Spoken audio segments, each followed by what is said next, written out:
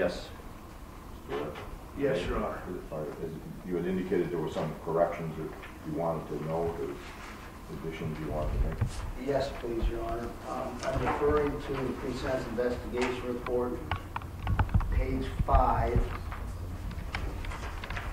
2, 3, 4. Fifth full paragraph, where it indicates, according to New York State Domestic Violence Report Repository, asking that that paragraph,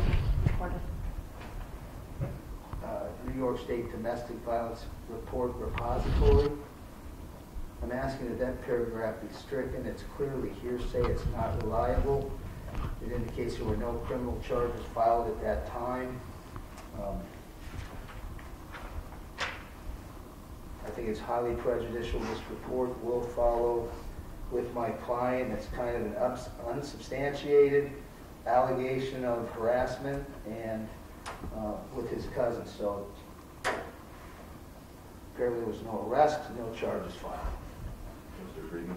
Well, Your Honor, I don't believe there's anything that says that a pre-sentence investigation report cannot contain hearsay.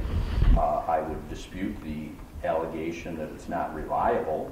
The source is listed. The reason that there were no charges filed could, of course, be due to the familial relationship between the parties. I don't really think that the lack of a criminal charge means that this should not be in the pre-sentence investigation. Obviously, there are a lot of things contained in a pre-sentence investigation that don't relate to criminal charges. I don't believe there's any basis for removing that, Your Honor. Your Honor, if I may, it's double hearsay. It doesn't report the source. Okay, other than some information got to some government bureaucracy and they're reporting it. Who reported it to the government bureaucracy, the New York State Domestic Violence Report Repository? So there's probably numerous levels of hearsay before it gets to the New York State Domestic Violence Report Repository. And, Your Honor, defense counsel has indicated that his concern is that this pre-sentence investigation will follow the defendant into the system. Well, so will these comments, I guess. So there has been an opportunity to state the defense view on this, but I don't believe that's a basis for striking it. I agree. I mean, I'm going to deny your request. I would note that it's pretty clear in terms of what this is. It comes from the New York State Domestic Violence Report Repository. These are commonly referred to in pre-sentence investigations. It does indicate just what you said. He was a suspect in a harassment second. And it makes allegations, and it also notes very clearly that there were no criminal charges filed. So that I think goes to what weight, if any, the court would give to it in terms of sentencing. But I think it's certainly allowable in a pre-sentence investigation report. And it is what it is, for whatever weight that I might give it. So I'm going to allow it to stay in. Anything else? Just briefly, I did review the pre-sentence investigation report that's entirely with my client. I did attend the pre-sentence investigation appointment, and other than the requested redaction of the fifth full paragraph on page 5, I'm not requesting any further modifications, deletions, or corrections.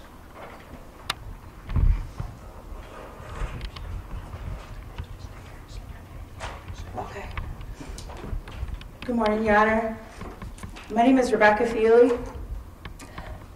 Michael is my best friend and my soulmate, my lover for 16 years. We made 2 wonderful children together, Taya and Sonny Paladino. And our children and I would like to present this poem in memory of him from my Bible. It's called No Such Thing as Normal.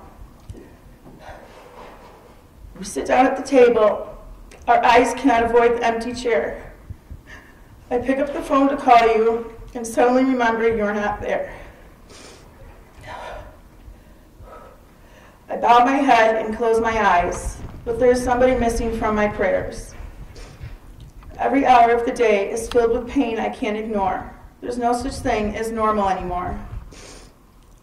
We gather for Thanksgiving, but it's hard to be grateful through the tears. Pretty soon it will be Christmas. There'll be such a hollow feeling to my cheer. I know you're gone and life goes on, but I'd rather just skip Happy New Year. Where there once was joy and laughter, now my heart is bruised and sore. There's no such thing as normal anymore. The birds just keep on singing as if nothing's changed. Don't they know that everything is different and will never be the same? I'm living in the moment because I can't bear to look beyond today. It shouldn't take a tragedy to understand we're meant to live that way. No more taking things for granted like the miracle of ordinary days. I notice what you'll miss, things I never saw before. There's no such thing as normal anymore. The colors have forever changed on the side of the storm. There's no such thing as normal anymore. Thank you.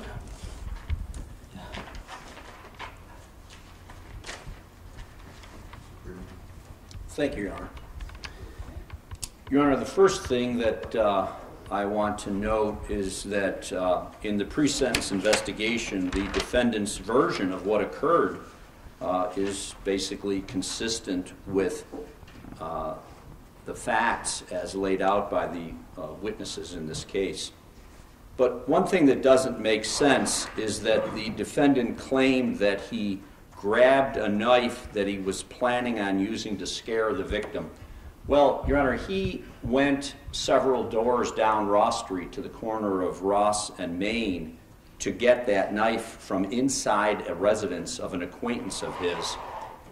And it simply makes no sense under the circumstances of this case that he says he got it to try to scare Michael Paladino because, first of all, why did he need to scare Michael Paladino? He was the aggressor in this case. He had no need to scare Michael Paladino. And not only that, Your Honor, but when he got down to the corner, he could have simply left the area. He didn't need to get a knife. He got a knife, Your Honor, because he intended to kill Michael Paladino, and that's what he did. He also claims that he did not intend to kill Michael Paladino, and that he was so intoxicated that he didn't know what he was doing. Well, Your Honor, again, those things make no sense.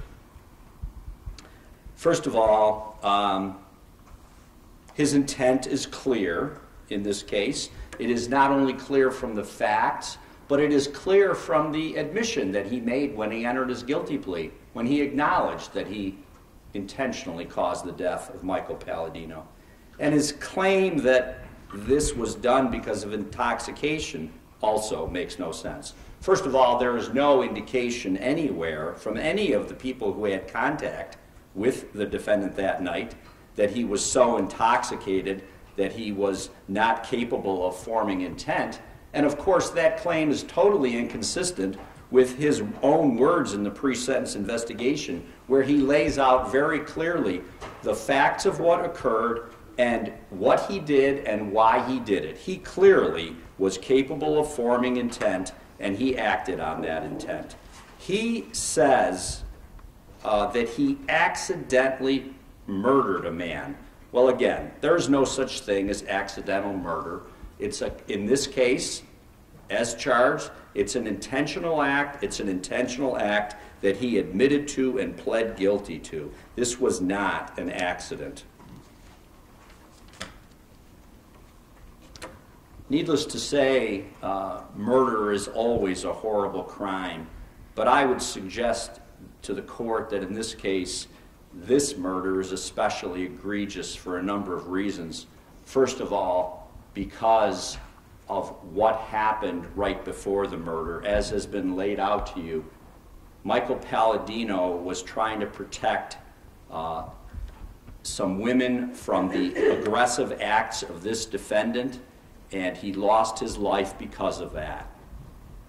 This murder was obviously totally senseless. And what it says about this defendant is of great concern, because you have to think about someone who is capable of committing this act. What else is he capable of, and what else might he do in the future? And the defendant stated in the worksheet that he completed, when he was asked what should happen to a person that commits this type of crime, and his response was lengthy prison sentence. Absolutely true. I think that the court's primary concern in this case has to be, how long do you want to protect society from a person who is capable of committing such a horrific act? And I certainly would hope that the answer to that question would be for as long as possible. He got a break by being allowed to plead guilty with a sentence cap of 20 years, and he should get no further consideration. Thank you.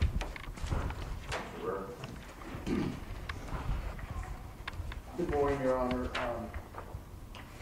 I too agree, and I've discussed this case numerous times with my client, as indicated in the pre-sentence investigation report, his interview. He was extremely, extremely remorseful. And what concerns me most, Your Honor, and I don't know how people are going to interpret this, and I mean it in just, if anything good comes out of a situation like this, I'm referring to page 6, second full paragraph, where it is reported that at that point, the victim started to yell at the defendant to stop hitting the woman, and eventually made his way outside to the defendant and the females. Apparently that took some time. There's a confrontation.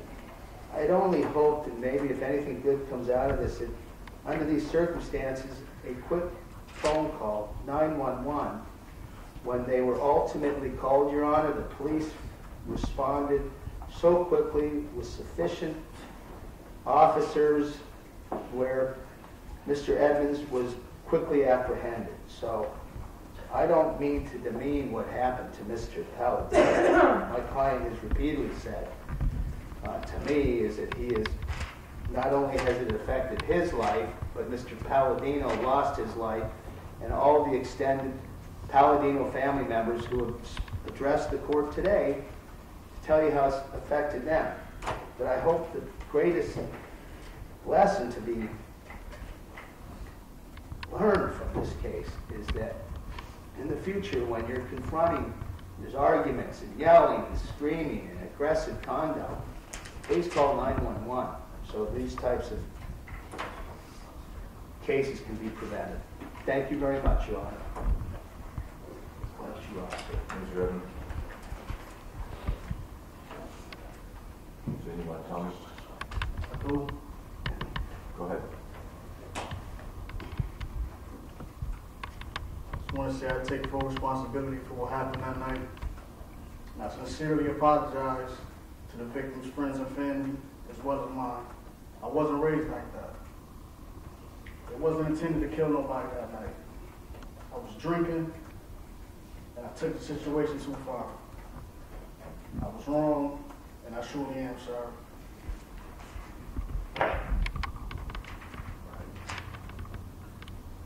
Well, Mr. Edmonds, I note that in your statement to the probation department, you express remorse and regret, and for what it's worth, I hate that you're serious about it, but I have to say I think it's a little too little, way too late. Unfortunately, you didn't have that attitude or that awareness at the time that this was going on, or frankly, it appears at any other time in your life. You start out by looking at this case, and I agree with Mr. Friedman. Anytime someone's life is taken, it's a terrible tragedy.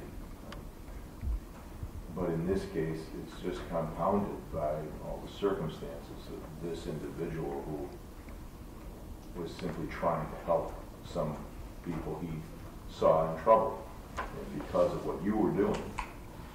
And should he have called the police?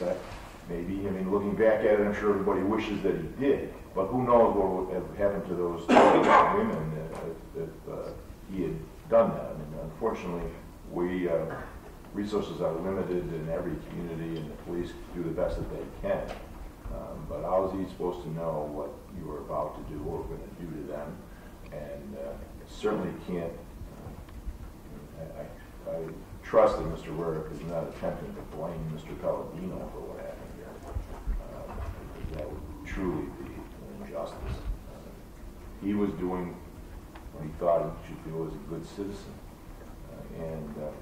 And I also agree with Mr. Friedman that the difficult thing here and the real tragedy is that for whatever it was, the event was over.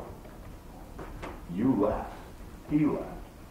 But your attitude was it wasn't over. You had to somehow settle some sort of score with violence. And to say that you didn't intend to kill him, you stabbed somebody as many times as you did with a knife, an unarmed individual. It's pretty clear to me that your intent, if you didn't think you were going to kill him, I don't know how it can reasonably be viewed that you didn't know that he would very likely die from those injuries. You regret that he did, obviously, but it doesn't justify it. It doesn't mitigate it in my mind. Even assuming you were intoxicated, again, I agree with the people that the facts sort of belie the argument that you didn't know what you were doing. You were able to walk around, you were able to make a choice. You recall that this friend of yours kept a knife in the kitchen that you could get access to. That was pretty deliberate acts, in my opinion, that I think aggravates what probably can't be a worse crime than there is, but it makes it that much worse. And when I look back at your history, you say you weren't raised like that.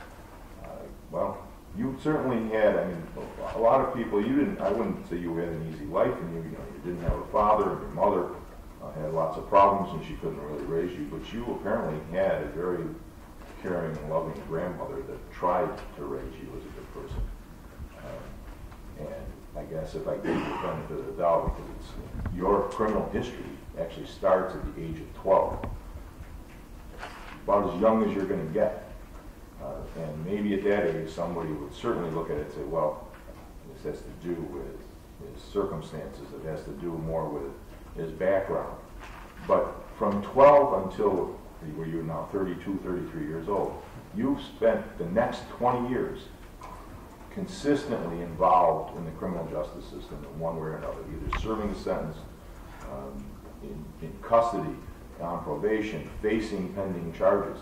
Throughout all that time, you had many, many, many opportunities to deal with your issues, the issues that you had to know you had.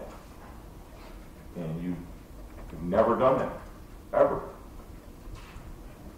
That's on you. It's one thing to say, we all come from different backgrounds, we all come from different circumstances, and life isn't always fair. But at some point, an individual has to reach the point where they can take responsibility for themselves. And if you can't, either way, you don't belong out in the community. You either didn't recognize it, or you do recognize it and simply can't do anything about it. But what makes my job easy, because it means that you just don't belong in the community. You're too much of a risk. You're too much of a danger to the rest of us and to people like Michael Paladino.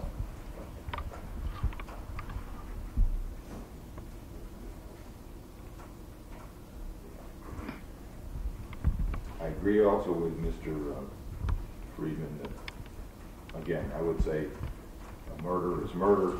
I don't know how, there is no sentence that can really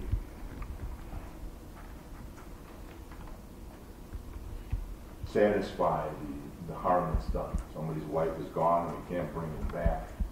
And so in every case like this, any sentence seems to be inadequate, especially in the eyes of people most closely affected, the victims. And they have to live with it. They have to try to live with the idea that at least some justice was done. In your case, I don't think there's any question that this case, standing on its own, deserves the maximum sentence allowed by law. You got a significant benefit from the plea offer that was negotiated by your attorney, and you wisely, it was allowed by the district attorney's office, and you wisely accepted. I don't see that you deserve any greater benefit than that or any other mitigation. And it is the sentences, court, that you received the maximum allowed by the plea, which is an indeterminate term of incarceration with the Department of Corrections, a minimum of 20 years and maximum of life. May we approach her? Sure.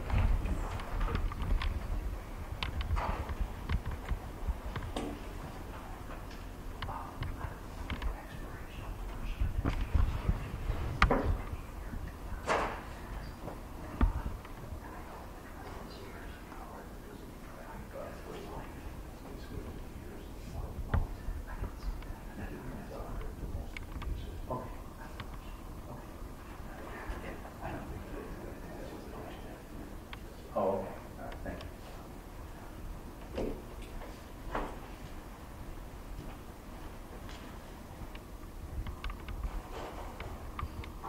I'm going to impose the mandatory fees and surcharges that will be paid to the Department of Corrections. $50 DNA data registration fee, a $300 surcharge, felony conviction, 25 crime victim assistance fee. It also didn't address on the record the issue of restitution, although we did discuss it. There is a claim for restitution by the family for funeral expenses in the amount of $5,500. And from the probation department, 7% surcharge of $385, which would be $5,895. You wish to be heard, Mr. Rare? Your Honor, in my pre-sentence investigation, I was unaware of the purpose of the restitution, but after our conference, I was provided proof that it was for funeral expenses incurred on behalf of the family. As part of the plea, he agreed to pay restitution as claimed.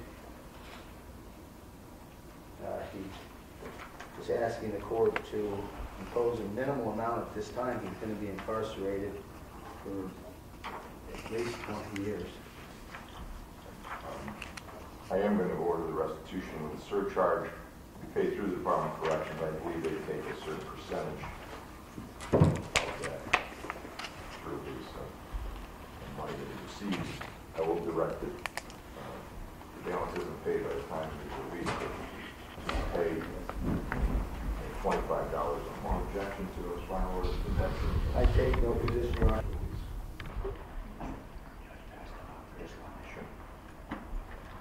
Can I just ask you how you said that? Did you say AKA Quinten with an It's Quinten O.N. I know, but that's how we said it. That's how we said it.